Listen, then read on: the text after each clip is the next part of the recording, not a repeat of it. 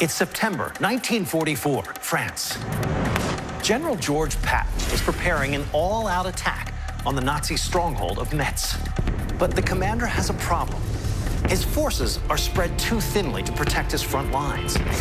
And with reinforcements not due for weeks, he's vulnerable to a German counterattack. So how will Patton hold his line? To fill the breach, Patton calls up a specialized military unit that's stationed nearby. With just 1,000 men, the unit has far fewer soldiers than he needs. But this is no ordinary fighting force. This unit had a secret weapon that could potentially turn around the odds. The unit's official name is the 23rd Headquarters Special Troops, but they're better known as the Ghost Army. Their job is to deceive the enemy through a unique blend of subterfuge and stagecraft. The Ghost Army uses inflatable rubber mock-ups of military vehicles, tanks, and artillery to mimic the presence of Allied units and confuse German reconnaissance planes. But what Patton needs is far riskier than anything the unit has ever done.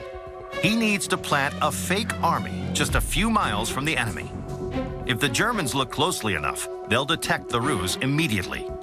If the Germans realized what was going on, they could wipe out these 1,000 men in a heartbeat.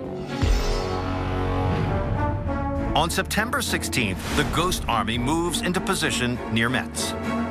The troops inflate the mock tanks, placing them along the Allied lines for the Germans to see. To make the setup seem more authentic, the unit installs giant speakers to play pre-recorded soundtracks.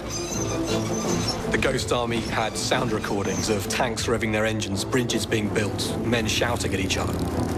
And to complete the effect, radio men send fake transmissions that recreate the typical pre-battle chatter. The hope was that the Germans would overhear this and think that a US Army division was moving into position. For days, the Ghost Army broadcasts noise and radio transmissions, and the deception works. The Germans thought the Ghost Army was a much larger force and resisted the temptation to launch an attack. Patton buys enough time to wait for reinforcements. And when the fresh troops arrive, his forces storm the city of Metz and take it back from the Nazis. Just 3 months later, he leads the most crucial charge of his career at the Battle of the Bulge and crushes the enemy. The Nazis never recover.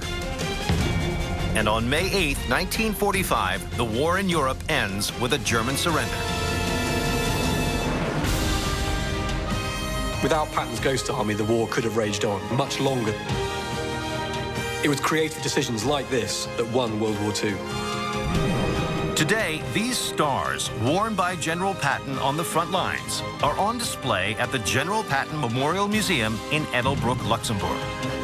They recall the creative deceit that made victory a reality.